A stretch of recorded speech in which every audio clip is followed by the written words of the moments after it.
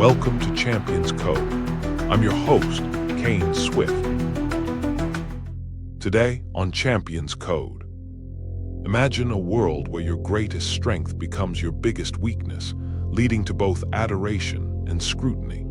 Today, we uncover how the very spirit that made Babe Ruth a legend also paved the way for his heartbreaking final act, and how you can avoid this paradox in your own pursuit of greatness. October 1, 1932. Wrigley Field erupts in a cascade of boos and jeers. Babe Ruth steps to the plate, his pinstriped uniform a stark contrast against the autumn sky. The Cubs bench hurls insults, the crowd's hostility palpable. But Ruth does something extraordinary. He points to center field. The stadium falls silent. What happens next will echo through baseball history forever. 7-year-old George Ruth shivers in the cold Baltimore morning. His parents have just abandoned him at St. Mary's Industrial School for Boys. The iron gates clang shut behind him with crushing finality. Gray stone walls loom overhead, promising years of rigid discipline and conformity. But within this young boy burns an untamable spirit that will revolutionize America's pastime. Brother Matthias Boutlier's footsteps echo through St. Mary's hollow halls. He finds young George in the yard, swinging a broomstick at pebbles. Something in the boy's raw power catches his eye. While other teachers see a troublemaker, Brother Matthias recognizes a diamond in the rough. You know that feeling when someone believes in you before you believe in yourself? That's what Brother Matthias gave George. The crack of wood against leather rings across St. Mary's baseball field. George's natural talent explodes into view. Each mighty swing defies the institution's suffocating routine. Baseball becomes more than a game. It becomes his escape, his identity, his future. Every time you felt trapped by circumstances, remember this: George Ruth found freedom in a bat and ball.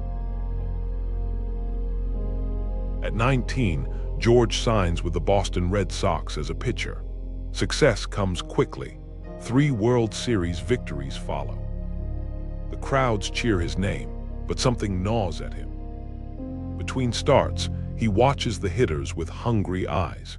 His heart yearns for something bigger. Have you ever excelled at something while knowing deep down you were meant for more? 1919 arrives and baseball is a different game. Strategic bunts, stolen bases, small ball.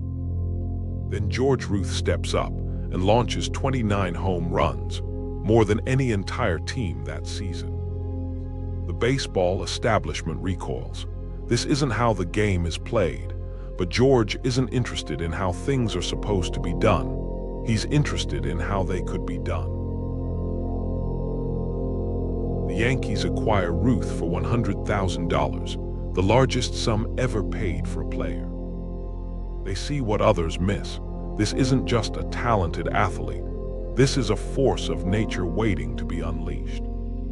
In pinstripes, George becomes the Babe, larger than life, rewriting what's possible in baseball.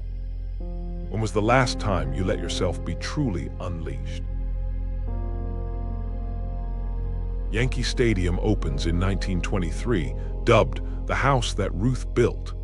The smell of hot dogs and popcorn fills the air.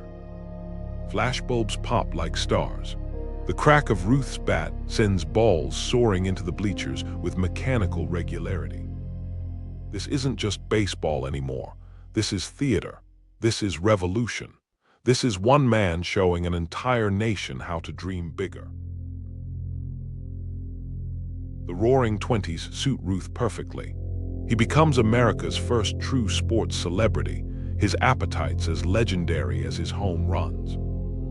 He lives fast, spends freely, and plays with reckless abandon. The baseball establishment tries to rein him in. They fine him, suspend him. But you can't cage a force of nature. Every time you feel pressure to conform, remember Ruth's defiant grin. If you're enjoying Champions Code, please like, subscribe, and scan the QR code for our free 7-day email course, The Champion's Edge. Learn the elite mindset of warriors like Jordan and Phelps to intelligently outperform. Now, back to the episode. Success brings scrutiny. Headlines scream about his late nights, his hot dogs, his cigars. Commissioner Landis suspends him for unauthorized barnstorming. The very qualities that make him extraordinary become weapons used against him. Yet Ruth refuses to change.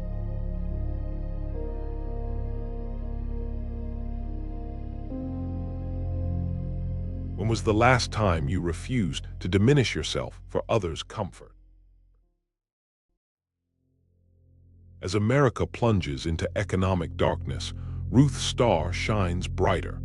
His salary exceeds President Hoover's, but his generosity matches his income. He visits hospitals, donates to orphanages, gives hope to a nation on its knees. In Ruth, Americans see more than an athlete. They see proof that dreams still matter, that greatness remains possible even in the darkest times. Now we return to that October day in 1932. The Cubs dugout hurls insults about Ruth's weight, his age, his declining skills. But Ruth knows something they don't. He's not just pointing to center field, he's pointing to possibility itself. The pitch comes, the bat swings, the ball soars exactly where he pointed, a 440-foot home run that silences every doubter. Sometimes you have to call your shot before you can make it. Time catches even legends. By 1948, cancer ravages Ruth's powerful frame. At his final Yankee Stadium appearance, he leans on a bat for support. His voice, once booming, barely carries. But 60,000 fans stand in reverence. They're not seeing the frail man before them. They're seeing every mighty swing, every called shot, every moment he showed them how to live without fear. Babe Ruth's story isn't just about baseball.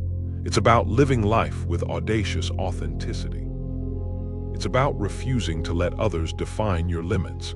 It's about swinging big, even when the count is full and the stakes are high. The question isn't whether you'll strike out sometimes. You will. The question is whether you'll keep stepping up to the plate. Ruth's final words to the Yankee Stadium crowd were barely audible, but their meaning echoes through time.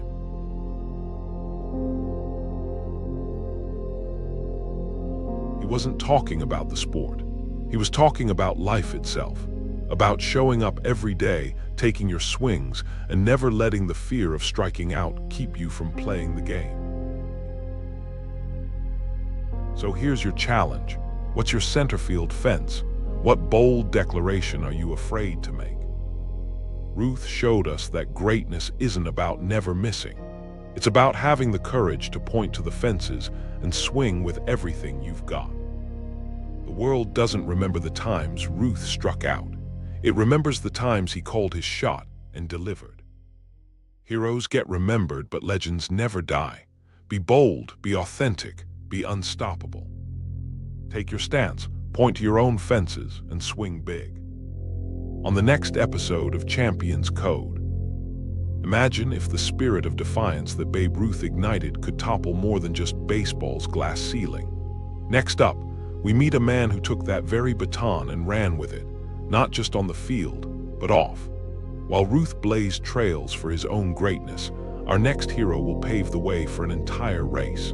From the struggle against segregation to the triumph of quiet rebellion, join us as we journey with Jackie Robinson. After all, every revolution needs a spark, and in the world of baseball, that flame was about to be fanned into an inferno. Please like, subscribe, and scan the QR code, or follow the pinned link to get our free 7-day email course, The Champion's Edge. 7 days, 7 champion habits. Train your mind like an Olympian and outmaneuver competitors while putting in less effort. Click the video that just popped up to watch the next one in this series.